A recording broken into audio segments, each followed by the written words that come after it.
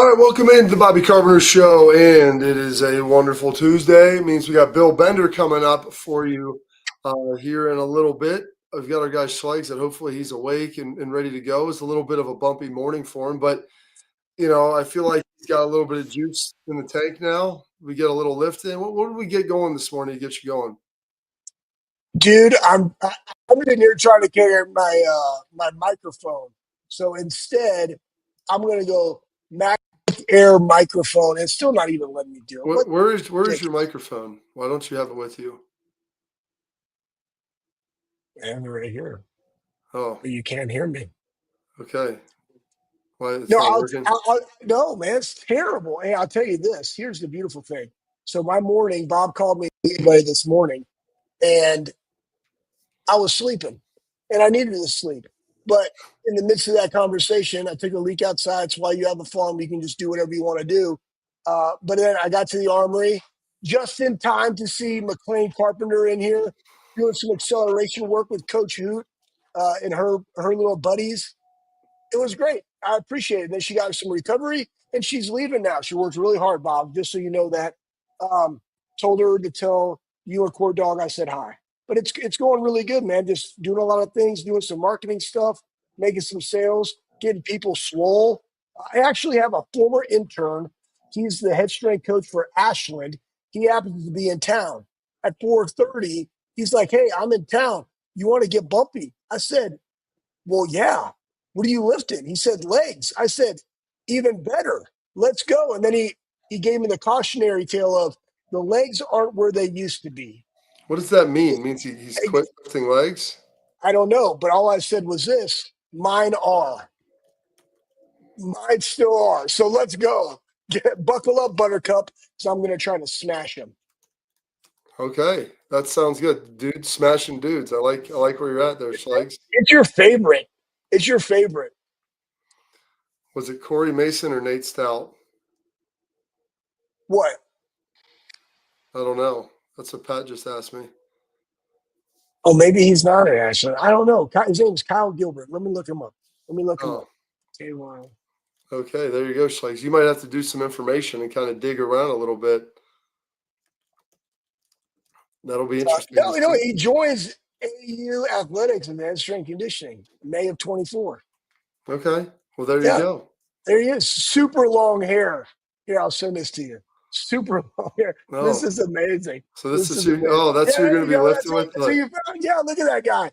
He oh man, yeah, he was an intern back in the day At Ohio at Ohio State, State. Yeah, 100%. he didn't have long hair then, did he? Not like He that. was growing it out. I mean, but like that's long. That's locks for love. Yeah. Locks of love length right All there. those guys come through, and I always try to like um I always try to remember him, but I have to like frame down his face to see like what he looked like without all that. I'd have to see a Dude, picture of. dude, how about this? So this is vintage 2004, 2005, Homebridge Drive. One of Bobby Hoying's first apartment complexes in the Columbus area is where Fick put me up in. That was 2003. Fick was like, "You cannot live on campus. You'd kill somebody. We're going to put you all the way out in Hillard." I got a guy. Guy's name is Bobby Horn. So I'm out there. I think it was 2655 Homebridge Drive. There was a dog out there named Puck who was a three-legged dog. I remember that. But then Simon Frazier, and he used to take, it was amazing because like my wife, his name was, the dad's name was Barney. The dog's name was Puck. So the man's name was Barney and Puck. Anyways, so they'd go out there and Steph would walk Butkus at the time, our dog back then, and he'd be like, "Oh man, that's a healthy crap," you know. And I'm just like, "Steph, it's kind of weird. Don't even worry about it." But Simon Frazier and Mallory moved in, and then Hmm. I think they were. I want to say they were. I don't know if they were upstairs or downstairs, but downstairs was a guy named Jared Green and Jessica, and I saw Jared and Jessica yesterday at the Hastings Middle School helmet and shoulder pad fitting. I was Really? like, I was like, dude, I haven't seen you in 20 years. What's crapping? What's You guys crap? look great, you know? Kids going into seventh grade. I'm like, this is going to be amazing. So, anyways, that's it. Good times, man. That's pretty. Hey, listen, Schlegs, you're completing the loop, completing the circle, if you will, Circle of connecting. life. Yeah, connecting everybody together, which is good. Like that's one of the things that you're best at is connectivity. So, Dude connectors, Bob. dude, connectors. That's awesome. And I just learned about a three-legged dog named Puck, which I would have had Yeah. no. I feel like I probably should have met that dog before, but He you was a know, trip, dude. He was a German Shepherd walking around with three three legs. legged. They had a cat too. I don't know what the cat's name was. It escapes me. You Steph got, would by the know. way, you've got a real Roger look that you're putting off right now with that hat and just kind of your beard and Dude, I haven't had a haircut. I got to go see my guy. But you know what? Look how long this hair is. I mean, I'm just massaging in the Nutrafol in there, taking the supplements, using Spartan shampoo. Like it's not making it thicker like I've always had, But my sideburns are extra. They're extra poofy right now on the side. I don't like it, but I haven't had time to get a haircut. So Ron McKeefer at Edwards Groomer, he's over there off of Gay Street, but he's got a good little spot. Him and another dude cutting other dude's hair. dudes cutting I'm gonna dudes go. hair. I'm gonna Well, go see him on Thursday. while we're in the dudes helping dudes business, we talked a little bit about Ohio State's recruiting and some of the Yeah, guys they've landed. And, I think there's going to be some more booms as we come out here through July. As a lot of guys, they've all wrapped up their visits. They're meeting with their families. The 4th of July weekend's over. You're going to hear some commitments and everything that's going on. But um, this is interesting. I saw this by On3, and Kalen DeBoer has been in Alabama. This will be his second season now. He came in last year when Saban, retired after the CFP. It was a tough situation. Came in a little bit late. You got a lot of guys that left, but now you've been here for a full year, and it's not like Kalen DeBoer doesn't have a resume. The right. guy was at Washington. He took them to the CFP. He's been very good, especially on offense. You can make the argument on offense. People might lean into Kalen DeBoer a little more than Nick Saban. But I guess there's rumors circulating that Nick Saban has been quietly involved in recruiting visits for Alabama under Kalen DeBoer's leadership amid a recent surge of recruiting efforts, with some of the staff members expressing doubts in DeBoer's recruiting abilities. Now, Nick Saban kind of got out, Schlegs, that a lot of people talked about. Number one, because he was getting older, but number two, got out as well because of how the way recruiting goes. But it is about relationships and it's about Yep. selling the program. And this would not be surprising to me if this is the case. I know he still resides down there. He's very active. He's got an office over there, and I think he tries to give DeBoer space. But if they've asked for help, it would not surprise me if he's in there trying to help land some of these guys. Why would you not? I mean, it's just like if you had a CEO that stepped down that has a lot of experience, and you have somebody else. And Alabama's different, right? He was there for a very, very long time, dynasty esque. Knows the state, knows the South, knows how to recruit a guy coming from the northwest part of the country in that program. Why wouldn't you utilize them? You see, I'm like Bob, like everybody's at your disposal. You're at Ohio State's disposal. Why? Because you care and you have some input that helps with parents and how the development of the whole athlete as opposed to just the development of on the field. Like you can bring that aspect. There's a lot of other guys that will do certain things. Why not use Nick Saban? And I wouldn't say I like how they put on their subpar. It's not that. It's more like why not utilize all the relationships and all of the knowledge of one of the greatest to ever do it, and he's still active, and it probably fills his bucket. Like, Mm. oh, you mean to tell me that I can go in there and sell a place that I absolutely love, and and I guarantee you he's getting some kind of money for it, and it still have maybe he's not. Like Tress wouldn't. Tress still does a ton of stuff for not only former players, just for people in general. He doesn't make a dime. Maybe he's like, you know what? I love this place. I'll be more than happy to help. You want me to get in the weeds a little bit? Sure, no problem. Let's go do it. But he had all those relationships and all of, especially with the high school coaches, when they can get in the ear of like, why is this guy going to go to Auburn? Why is this guy going to go to Florida or Georgia? Get him to Alabama. Like, use that, man. That's a valuable, valuable asset. Well, you go around and sling differences all over the country. You've sold them, Pacific Northwest. You've sold them all through the SEC. So you're kind of uniquely qualified for people that I know to be able to talk about this, of some of the differences between that Pacific Northwest rim recruiting, what that's like, the type of kids you're getting up there versus the type of kid in the recruiting environment in that deep South there through the SEC. Yeah. Well, guys, I was just thinking about it. I mean, when I first started the difference, I stayed in Columbus, Ohio, not Dallas, Texas. Why? Columbus, Ohio is within an 8-hour radius, an 8-hour circle of 80% of all of college football. And so, like, if you go look at Central and West, like the high schools, there's really big ones. They don't have the breadth that they have in the Midwest and in the South or the Southwest. And I say that by meaning predominantly Texas as the only one. Because, like, Oklahoma high school football, Bigsby's really good. There's a handful of really good ones that win it every single year that you recruit from. It's not like you got to recruit the state. When you go to Texas, you got the Dallas Fort Worth area with like 6 to 8 million people. You got Austin, you got San Antonio, you got other schools.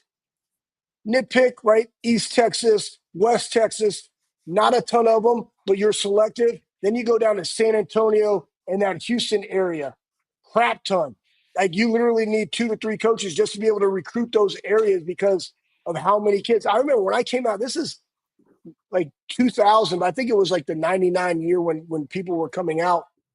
There's 154 Division One athletes in 1999 that came solely from Dallas. Yeah.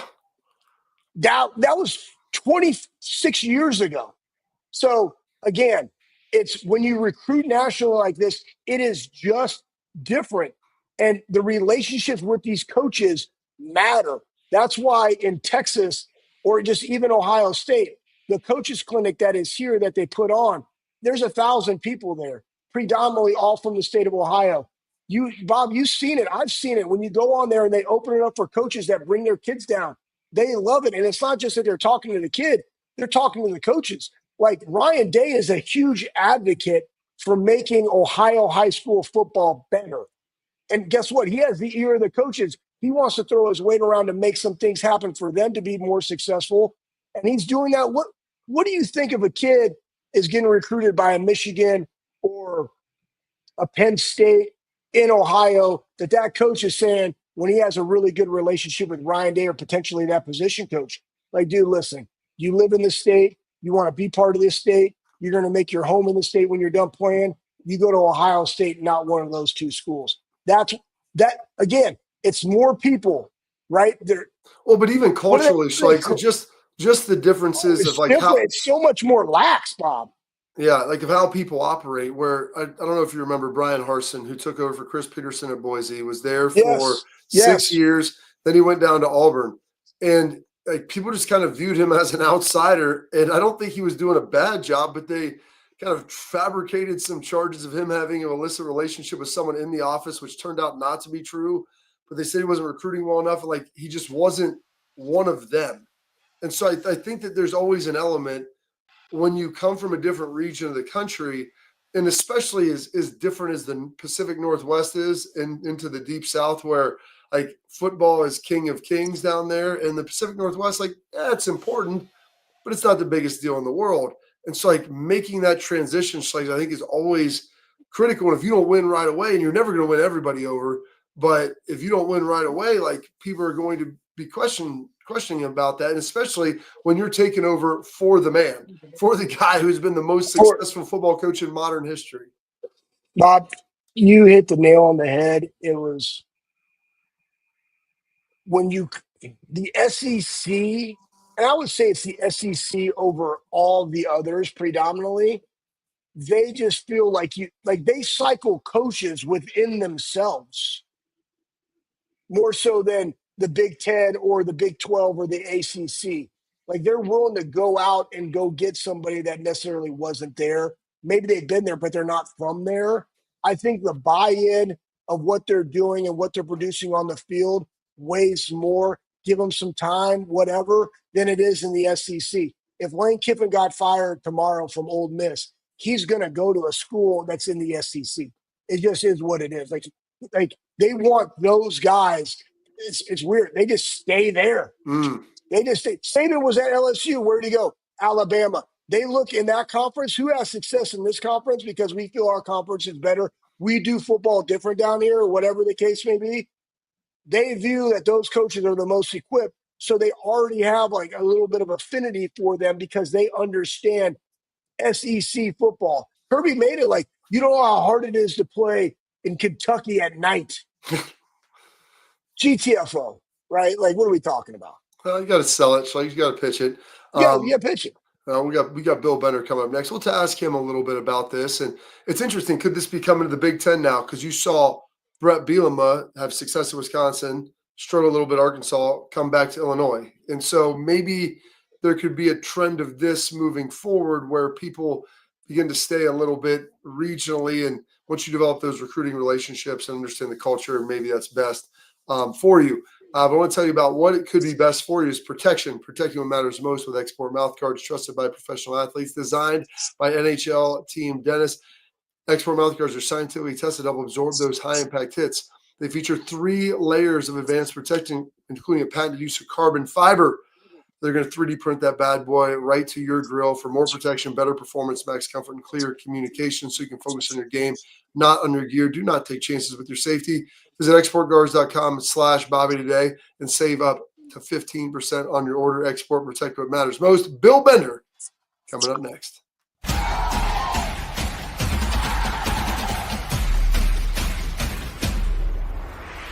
Creative, experience, results.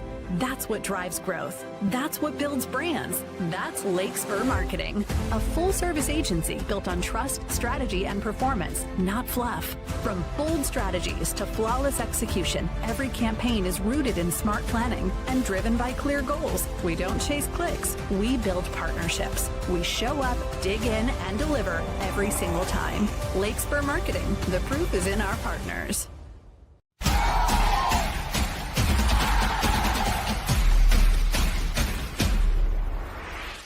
And welcome back to the Bobby Carpenter Show, and we've got our guy Bill Bender on deck, ready to rock. And Bill, I know you're catching the end of that, and it was interesting, like listening that Saban is recruiting, and I think helping potentially Bama recruit. And I think you could look at that as, well, maybe DeBoer's not getting the job done, or you could look at it as Saban's got a great relationship with him, and hey, he's willing to help somebody who may be a really good football coach, but just there's a familiarity gap between DeBoer and like the culture and maybe some of the coaches within the region. When you kind of see that, how are you here? How are you understanding? And do you view that as a positive or a negative?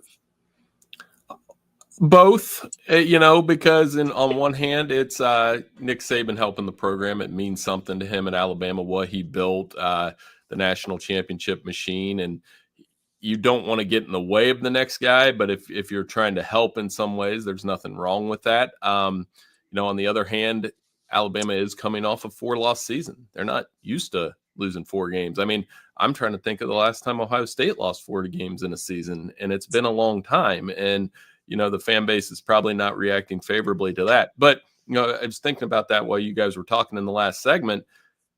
The culture from Jim Tressel to Urban Meyer, it changed a little bit, right? But then from Urban to Ryan Day, there's some things within the building that have changed a little bit. But I think the common thread is that the standard is for success and to develop NFL players and to develop great student athletes. And Ohio State hasn't missed a beat in that regard. And that's what I'm saying. It's been so long since they've lost 4 games in a season. That's probably a little bit of what Alabama's going through right now. I mean, there's so many things, Bill. Ohio State, didn't have a losing record since college football playoff. Ohio State has never lost 8 games ever. I will throw these stats up. Ohio State's done some crazy things. I'm going to touch on that point. I think, Bob, I want you to hop in because from Tress, with Urban wanted to recruit SEC style guys here, faster guys, national recruiting, very different than what Trust was. Got really good dudes, right? A lot of Ohio guys. This is nothing against anything, but it was just a little bit different. And Urban wanted to take it to another level. And I think the difference and he was also very different with a lot of different things. And I think that Ryan is a great compliment to both of his recruiting style, but also more of how he coaches of Tress's. And I think it's knowing yourself. And 1 year with DeBoer, and you lose 4 games, a lot of people down there aren't used to it are like, oh crap, like what is going on? We need some help, but you got a guy in the building. And I don't think it's a bad thing. Bob, what are your thoughts on how the difference was Well, the shift from Tress and Urban and now Ryan recruiting wise? yeah, it's been interesting to see that. Tress, obviously, huge Ohio focus. And then Urban went a little more national, but still wanted to make sure you got the right guys in Ohio, but less. And so one of the things that Urban pushed, but Ryan has really pushed, Bill, is the advent of spring ball. He goes, if you want us to recruit more Ohio guys, we need guys that are more developed. You have the athletes here, it's just that they haven't maybe have been developed as much. And one of the things that's interesting, Bill, with this NIL era now is, especially with the cap, there's only so many dollars you can give out. And so you want to make sure you get the best of the best. But I think there's also room now that at Ohio State, they're looking like getting some developmental guys that, hey, they won't require as much of an NIL stipend up front, and they can develop and become those great players. And they're just not going to hop in the portal because they're maybe Ohio or much more regional guys. Yeah, and I think that's also important. And I draw a lot of parallels to the way Ohio State does things to the way that Alabama does things. I would say in my years at Sporting News, those are the two programs that have kind of been the standard of college football. You could rope Georgia in over the last 5 years as well. But in terms of expectations, fan base, I always use the phrase that they wake up and their fan base expects to win a national championship this year. How many can really do that?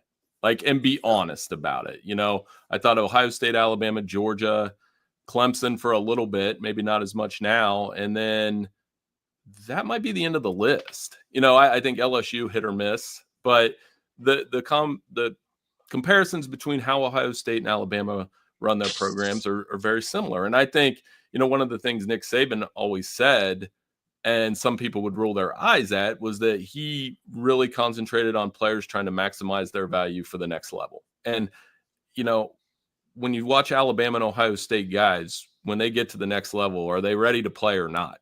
Most of them, I would say yes. And they're able to contribute on NFL rosters right away. Absolutely. You know, media days are starting up. I believe the Big 12 is this week. Bill, biggest, I mean, now these huge blended conferences, they used to be like a day and then they were 2 days, and now a lot of them are 3 just to be able to get everything in. What is like the main story that you're focusing on right now out of the Big 12, the thing that has the greatest intrigue for you? Well, right off the top here, as we get started, I want to hear what Brett Yormark has to say. And I was thinking about this yesterday. We might have talked about it a little bit yesterday, but is the Big 12 content with being a one-bid league, a one-bid playoff league where the parity is great, the storylines are amazing, but are you good with just getting your champion in and not too many at-larges? Because I think that will happen on any given year. You know, I made the comparison that it's kind of like the Missouri Valley Conference in basketball. We love it. We love that tournament. It's amazing, but they only get one team in the tournament. So is the Big 12 content with that, or are they going to, you know, increase the stock of these programs? One thing I pointed out last year is if you look at the current schools in the Big 12, the last one to win a national championship was, I think Colorado split one. And then before that, it was BYU in 1984. And neither one of those schools were in that conference 5 years ago. So I think they have a lot of fun programs and good football, but how many programs in that conference can wake up today and say, we're going to win the national championship? I don't think there's one. Say, let me ask you this. So have they solidified what the playoffs are going to look like this year from a seeding perspective? Are they going to go away from the seeding? Are they quantified when, you know, what they're going to do from that standpoint? Well, I mean, we're going to a straight seeding model, but I think one of the holes in that still is, let's say, Schlegs, the fifth conference team, they're still going to put the 5 highest ranked conference champions in. What do we do if, you know, we always make, no, not jokes about it. Let's say my Ohio Bobcats finally win the MAC, go 14-0, and they're ranked outside that top 12. They're in, number 12's out. So that's still like that little flaw in the Death Star there. But otherwise, the seeding part, as I did my playoff projections, I noticed that when you had straight seeding 1 through 12, that the matchups, one, looked better, and two, it probably lends itself to more chalk getting through. Yeah, I think you're correct in that, because you're not going to have those mismatch, and you're not going to probably have two teams that wouldn't be seeded that they're going to maybe get gifted through a little bit. And then if you're Oregon, you're probably not playing Ohio State right off the jump either, which I don't think they were very happy, obviously, about that. One other thing with the Big 12, Bill, who do you have winning it this year? Well, Arizona State's probably the school that jumps out. I mean, they still have Sam Levitt. But the problem with that pick is we saw how unpredictable it was. Yeah. And Kansas State has a good squad coming back. Iowa State's solid. One of the things that's I find very interesting is Shedeur Sanders led this conference in passing yards last year. The next 10 quarterbacks are back. So, I mean, Wow. You can't say that in the Big Ten. Josh Yeah. Hoover's back at TCU. Sawyer Robertson's back at Baylor. A lot of people are loving Baylor right now because they closed the season strong last year. They open with Auburn. What an opener that's going to be for the Bears. So I definitely think it's an interesting, conference, because it will be dictated on how those quarterbacks play. All right, we're going to hold on. We're going to take a quick break because I want to dive into some more of this with Bill here coming up next. So stay with us. More Bill Bender, the sporting news, coming up next.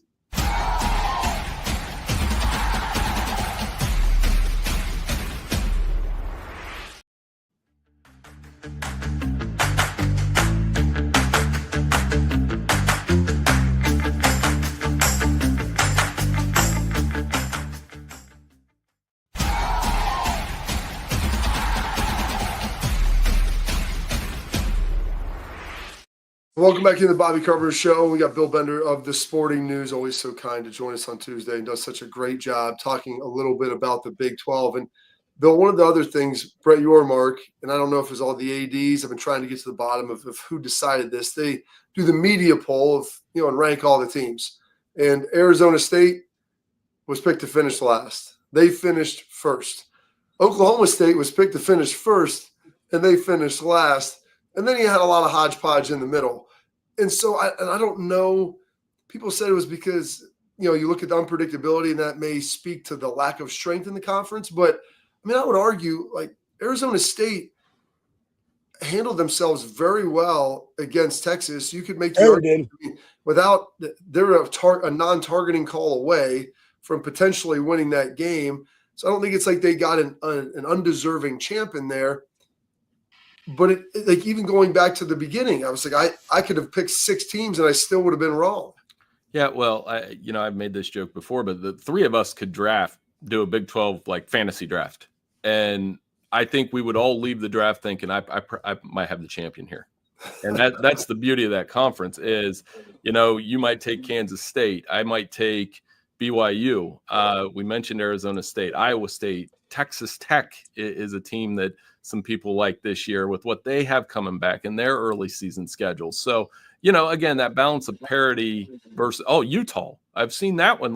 Remember, Utah was 5-7 last year, but who's to say Kyle can't flip that team in less than a year? So, it makes it really exciting, but the drawback would be, how do you do in the playoff? And you make a great point. I mean, Matthew Golden doesn't make that catch. Arizona State goes to the semifinals, and we're talking about how great the experiment of the Big 12 was. So, that's something to keep in mind. Like I said, I'm very interested to see as they get started here in about 15 minutes or so, what Brett Yormark says about the playoff, the expansion, where he feels he's shrewd. He does market the conference well.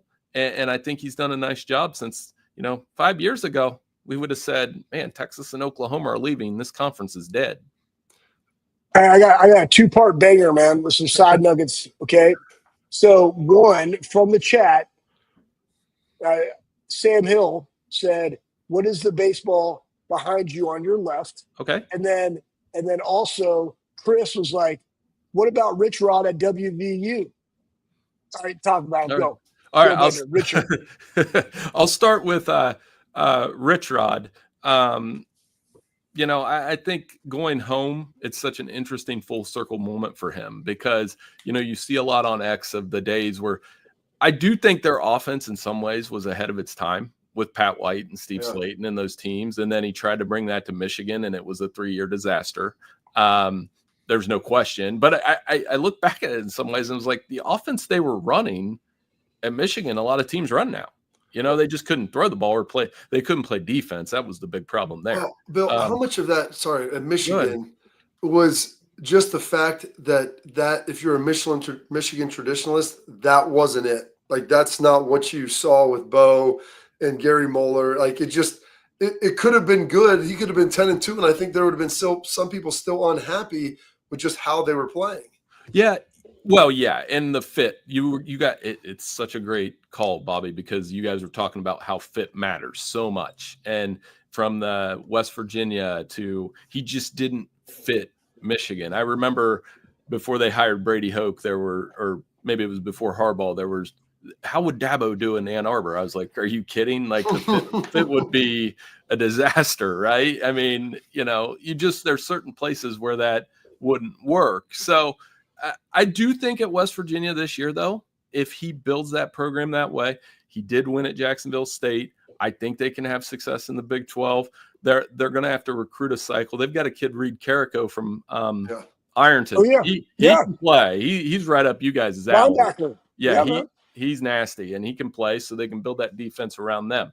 As for the baseball behind my back, so long story short, so my dad was a big Warren Spahn fan.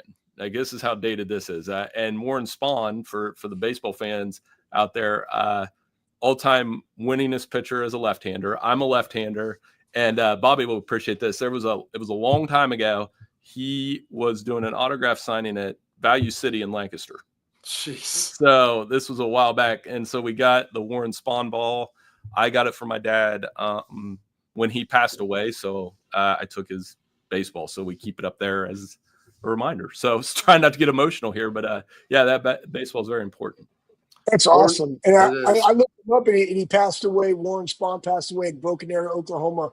Bob, remind me, I got a great story about that. Hey, Bill, when we were just going back to that, Bob, I think you're absolutely right. Fit matters, but people are like, Rich Rod set the program back. And this is what I tell people all the time.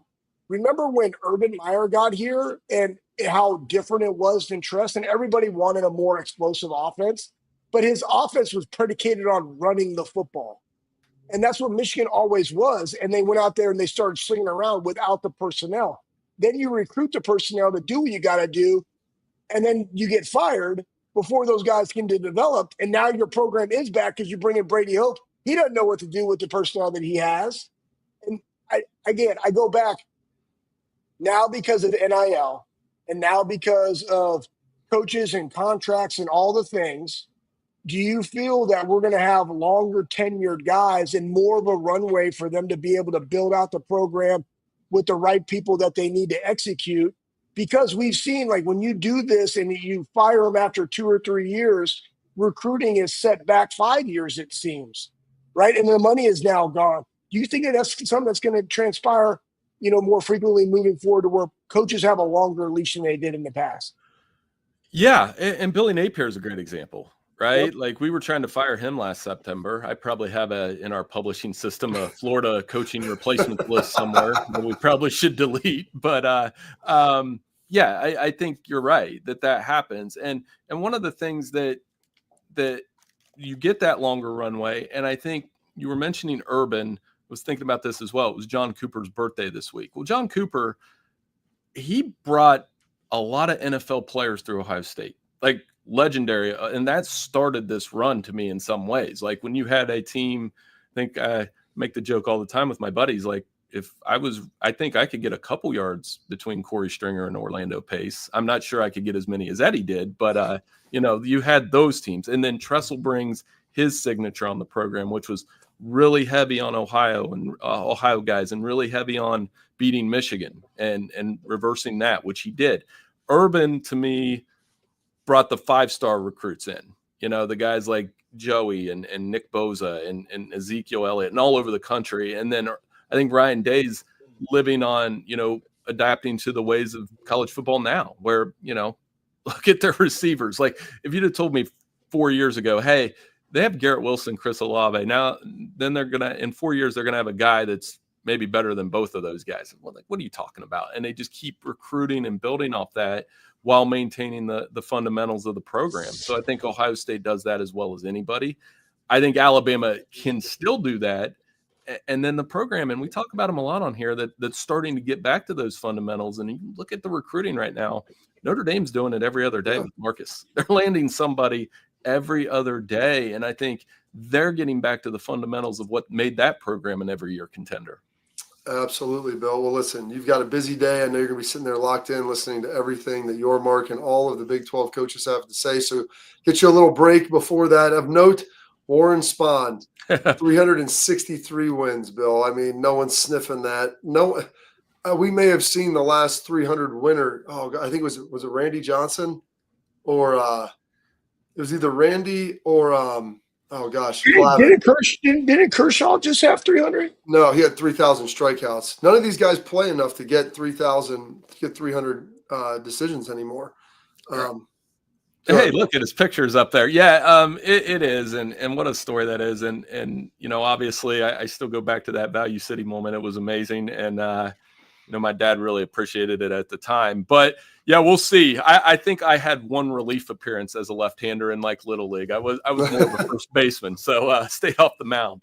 Perfect. Well, Bill, enjoy it. We'll catch up again next week, and we appreciate you spending some time with us as always. Hey, no problem. Have a great week, guys. See you, Richard. Bill Bender, the Sporting News, doing a great job. Go check out all of his stuff there. Very, very knowledgeable. One of the best dudes you're going to find here as well. I want to tell you about our friends now over at Backer, bckr.com, premium gear for premium fans.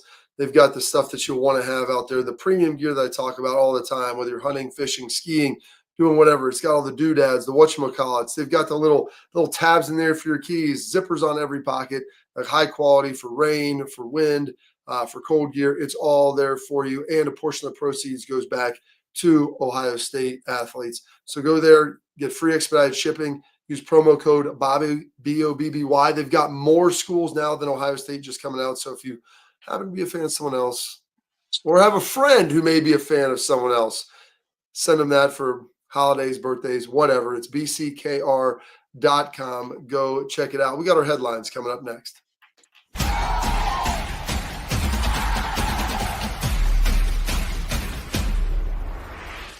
Create it, experience, results. That's what drives growth. That's what builds brands. That's Lake Spur Marketing, a full-service agency built on trust, strategy, and performance, not fluff. From bold strategies to flawless execution, every campaign is rooted in smart planning and driven by clear goals. We don't chase clicks. We build partnerships. We show up, dig in, and deliver every single time. Lake Spur Marketing. The proof is in our partners.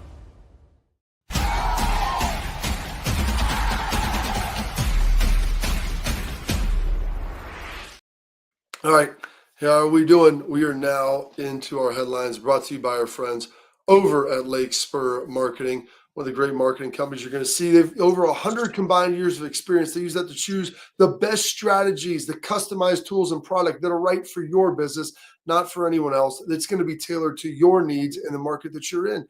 They'll shield you from all the cold callers. We want to try to pitch you the latest and greatest on all the new products. They've got a strategy that they will build custom to you.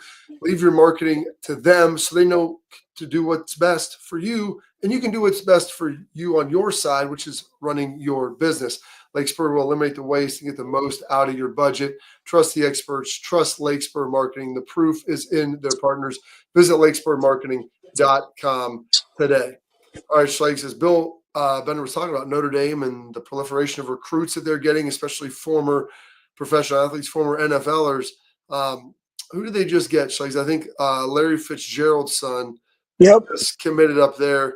And you can go look through. Gosh, do we have the one tweet that's got all of them, or the one post, I want to say, that's got all the guys in there that you can start just cruising through? I don't know where the heck I put it in here. But all the different guys. I know they've got Bettis' son, I want to say. They've got Bettis' son in there. Who else we got on this, Schlegs, with some of the other elite players, athletes that they've got? Thomas Davis Jr., the son of Thomas Davis. as well. Caden Jermichael Finley, Finley, yep. son of Jermichael Finley, who played against Thomas, guarded Jermichael in Green Bay, played against Fitz a number of times as well.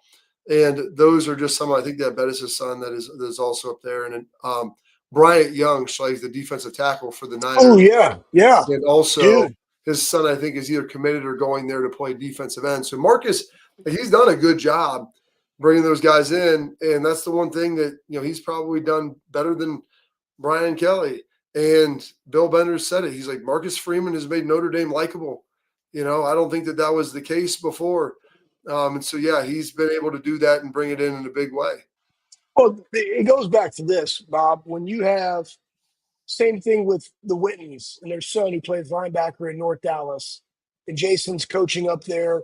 He comes in, he knows you, right? Like, we want our kids to be coached by people that we respect that will also coach them the way that we would coach them. Yeah. Right? Remember, we talked about yesterday about the accountability piece. When your son or daughter goes away, who is going to be that surrogate parent that holds them accountable, that continues to grow them as a person and develop them as an athlete? It's the same thing that like the whole premise of like even the Armory, Bob. I got Jay. Jay was our GA. Jay has kids my age. My kids, I want them training here. You send your kids here. Ryan Day sends their kids here. The McGuff, their kids are over here. Nick Meyer. It's why. It's because they understand what it is that we all do, and we want that for our kids. So when we go eventually, and you're going to take McLean around, and she's going to be recruited to play lacrosse or whatever the hell she wants because she's a freak athlete, Bob, right? It's like, who's going to take care of her and coach her hard the way that she needs to be coached to develop her and the whole young lady that she needs to become? That's what you're looking at. And I think Marcus, because of his age, all these guys are his age, maybe slightly older, because Larry Fitzgerald, I think, came out in the 04 draft, right, Bob? So maybe slightly older than Marcus, but Marcus also has kids that are the kids' ages that he's coaching. That means a lot. It means a lot. Ryan Day, RJ is going to be a junior. It's just different when the head football coach is literally on the same path and in the same scope of life to articulate what we're going to do. And when you say, hey, I'm going to train and coach and teach and mentor and love on your kid the way that you do, not to that depth because it's just different between a parent and child, but I'm going to do everything in my power to maximize them. They're like, I want to send my kid to that place. And that's what Marcus has done a really good job of because that is such a small community. Mm-hmm. And those guys also, as the parent, lean on it. And when those other dudes they play with, they got a son that can also play. Like, dude, you got to check out Notre Dame, regardless of the proximity. And I think that Notre Dame has that type of national brand because guess what, guys? Nobody wants to live in South Bend, Indiana. But it does look good to have a Notre Dame degree. And that's also very similar to Ohio State and the brand in which we talked about yesterday, Bob, as the brand itself and the marketing dollars that come from being associated with Ohio State. You don't have to live here to be able to tap into that. Absolutely. All right. That is it for our headlines. Coming up next, we got a great question coming from Joe in the chat. We'll hit that next on Tailgate Talk.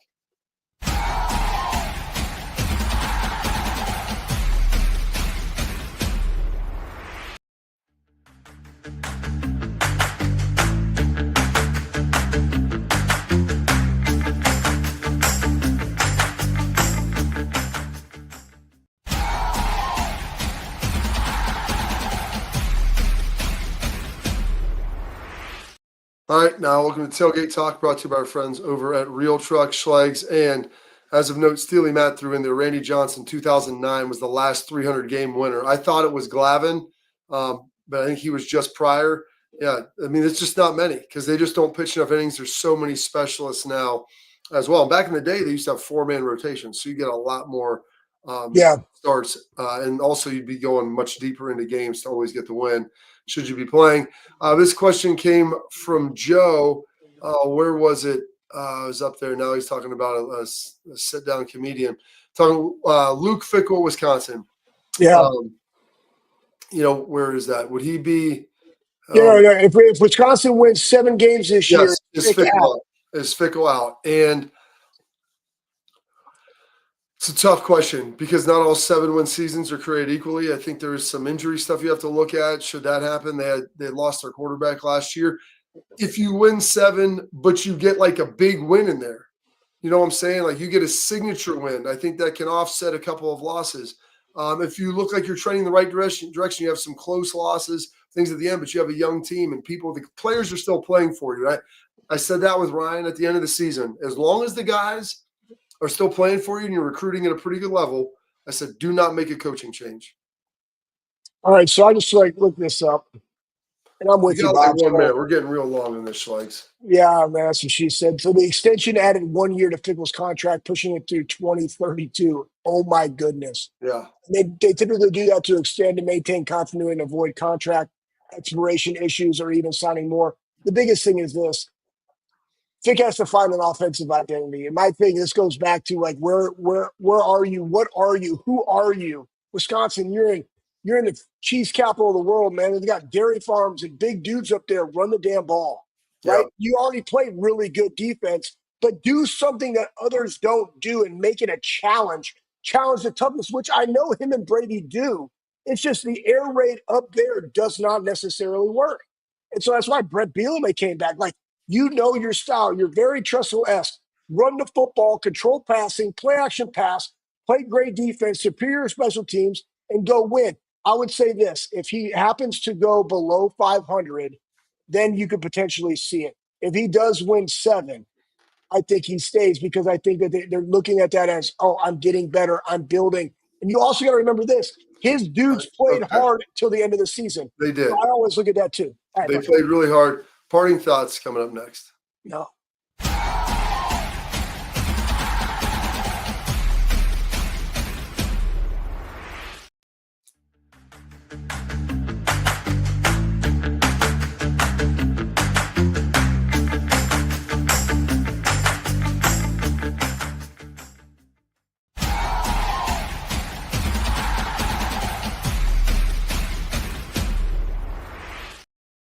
All right, welcome back in. Final segment of the program. Schleiks, you get about 30 seconds to wrap us up.